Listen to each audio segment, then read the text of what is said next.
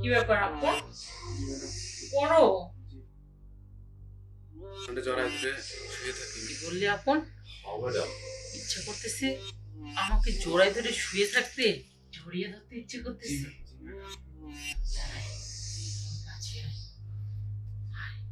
এই কি করো? 500 টাকা দাও। কি ব্যাপার? কোনো কথা নাই বার্তা নাই, 500 টাকা দাও। বাইরে যাচ্ছি দেখতেছো না? তো আমি কি করব?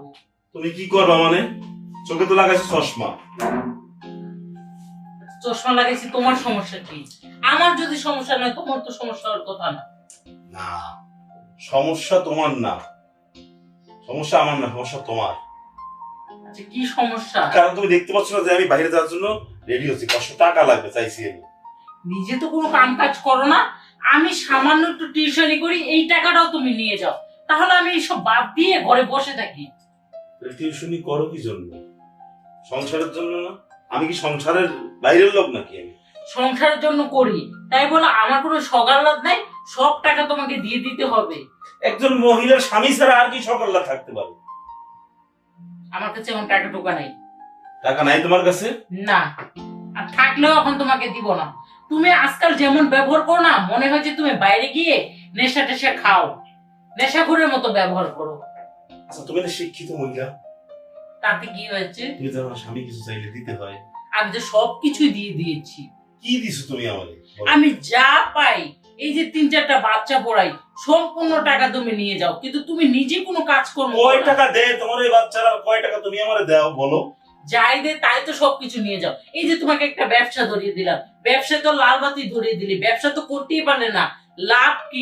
আসলটাই তো খুঁজে পাই না। তুমি এই ঘরে বসে বসে টিউশনি করো, 3-4টা বাচ্চা ওতে হয়?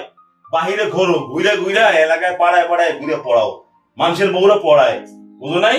দেখো আমি বাইরে ঘুরতে পারবো না, আর আমি দরকার হলে এই মাসের শেষের দিকে সবাইরে না করে দিব, আমি আর টিউশনি করবো না। মোবাইলটা বিক্রি করে দেবো আজকে, ঠিক আছে?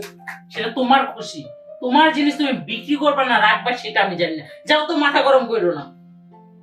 আজকে রাতে নাও আসতে পারি। না আসলা তাতে কি হয়েছে? সত্যি।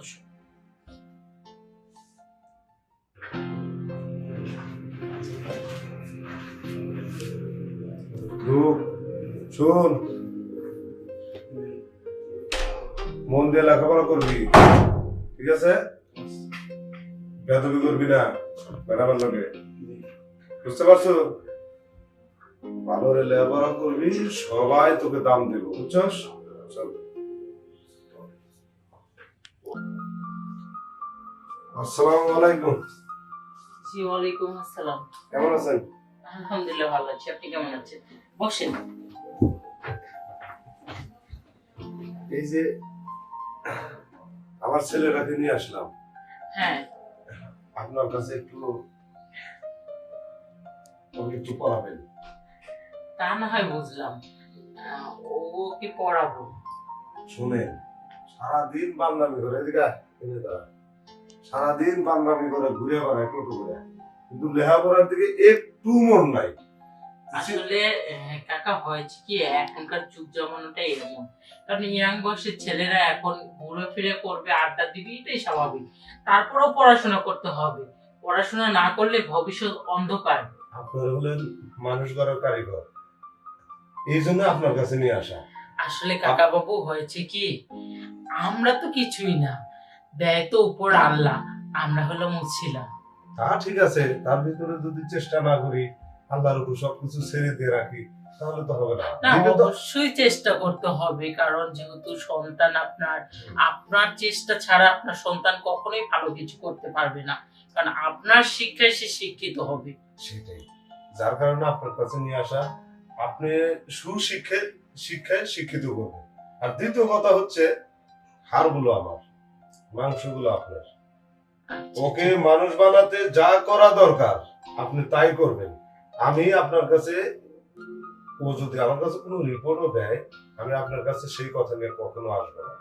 না আসলে কাকা বাবু হয়েছে কি, বাচ্চাদের শাসন করতে হবে, আদর করতে হবে, ভালোবাসা দিতে হবে, তবেই বাচ্চারা মন দিয়ে পড়াশোনা করবে। সব সময় যদি কেট কেট করি বা তাকে মারধর করি, তাহলে তার পড়াশোনায় মন বসবে না। আর এই নিয়ে আপনার কোনো টেনশন করতে হবে না, যেহেতু আমার কাছে আসছে, লেখাপড়া ভালো হবে, ভালো করে লেখাপড়া করতে পারবে, এটা আমি গ্যারান্টি দেব। কারণ ওখানে আমার একমাত্র আশা ভরসা, ওখানে আমার বড় একটা স্বপ্ন যে আমার ছেলে আমি ডাক্তার বানাবো, এলাকার ভিতরে গরিব দুঃখী মানুষের চিকিৎসা করবে ফ্রিতে। আমি ওর এই চিকিৎসা করার দেখে আমার বুকটা গর্বে ভরে যাবে। আসলে প্রত্যেকটা বাবা মারই ইচ্ছা থাকে তার সন্তানকে ভালো কিছু করানোর, ভালো কিছু শেখানোর। আর আপনি যে উদ্যোগটা নিয়েছেন আমি মনে করি অনেক ভালো। কারণ আমাদের গ্রামে যদি একজন ডক্টর থাকে তাহলে তার সেবায় আমরাও বেঁচে থাকবো, তার সেবায় আমরাও সুস্থ থাকবো। সমস্যা নেই কাকা বাবু, আপনি কোনো চিন্তা করেন না। ঠিক আছে, আজকে তাহলে আমি আসি। আচ্ছা ঠিক আছে। আর কত মাসে কত দিতে হবে সেটা তো জানা হলো না। ও আচ্ছা, মাসে আচ্ছা, যেহেতু প্রথম আসলো আমার কাছে, দুই একদিন দেখুক যে আমি ওকে কেমন পড়াতে পারি, বা আমিও দেখি ও ছাত্র হিসেবে কেমন, তারপরে আমি বলবো। আচ্ছা ঠিক আছে। আপন জি বাবা, ম্যাডামে যা বলবে তুমি সেটা মন দেয়া শুনবে, ঠিক আছে? জি আর কখনো বেয়াদবি করো না, হ্যাঁ? মনে থাকবে তো, মন দিয়ে লেখাপড়া করো। লেখাপড়া হচ্ছে ভবিষ্যৎ, বুঝছো? তুমি তোমার ম্যাডামের সাথে কখনো বেয়াদবি করবে না। আমি তাহলে যাই, হ্যাঁ? আচ্ছা ঠিক আছে। আচ্ছা তোমার নাম কি? জি ম্যাডাম আপন। আপন? ও আচ্ছা ঠিক আছে, বসো। যাই হোক, তুমি জানি কোন ক্লাসে পড়ো? আমি ক্লাস 9। ও 9 এ পড়ো, ঠিক আছে। আচ্ছা দেখি তো, এটা দেখি।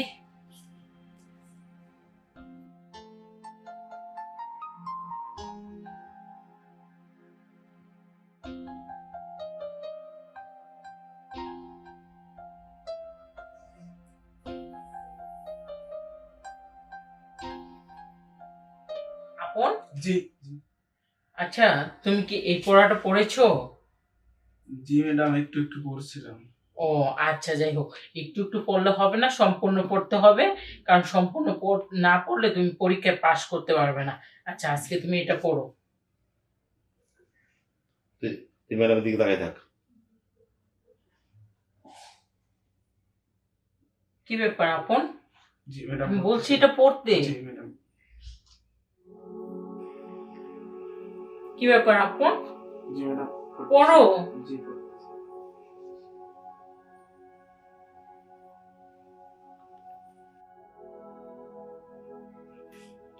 কি ব্যাপার আপন? জি জি ম্যাডাম।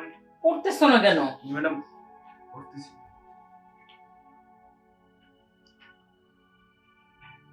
আপন, জি তোমার পড়ার আওয়াজ হচ্ছে না, তুমি বারবার আমার দিকে তাকাচ্ছ। আমাকে কি তুমি ভয় পাচ্ছ? জি না ম্যাডাম, ভয় পাবো কেন? তাহলে তুমি পড়তেছো না কেন? জি ম্যাডাম পড়তেছি তো। কই, আমি তো কোনো আওয়াজ শুনতেছি না। তুমি আনইজি ফিল করতেছো কেন? ম্যাডাম আসলে আমার পড়াশোনা করতে ভালো লাগে না। কি বলো, পড়াশোনা করতে ভালো লাগে না মানে? তাহলে তুমি কি করবে? ম্যাডাম পড়ালেখা করতে আমার ভালো লাগে না আসলে। আচ্ছা বুঝলাম, তোমার পড়ালেখা করতে ভালো লাগে না, তোমার কি করতে ইচ্ছে করে সেটা আমাকে খুলে বলো। ম্যাডাম ম্যাডাম আপনারে দেখতে আমার ভালো লাগতেছে। আজব, আমাকে দেখে তোমার লাভ কি? পড়াশোনা করলে এটা তোমার ভবিষ্যৎ, আমাকে দেখলে তোমার কোনো কিছু হবে না আপন। জি ম্যাডাম আপনারে দেখতে আজকে কেন যেন ভালো লাগতেছে। আমাকে দেখে ভালো লাগতেছে? তুমি তো অনেক ছোট বাচ্চা, ভালো লাগা তুমি কি বুঝো? তুমি তো কোনো কিছুই বুঝো না। আপনারা আজকে অনেক দেখতে অনেক ভালো লাগতেছে ম্যাডাম। আপনারা মন চাচ্ছে জড়াই ধরি, আরো মনে হচ্ছে ম্যাডাম আপনারা জড়াই ধরে শুয়ে থাকি ম্যাডাম। কি বললে আপন? ইচ্ছা করতেছে আমাকে জোড়ায় ধরে শুয়ে থাকতে? জি ম্যাডাম। সত্যি আপন? জি সত্যি কি তোর মনে হচ্ছে জি আমার হ্যাঁ ম্যাডাম। বুকে মাথা রেখে ঘুমাতে? হ্যাঁ ম্যাডাম।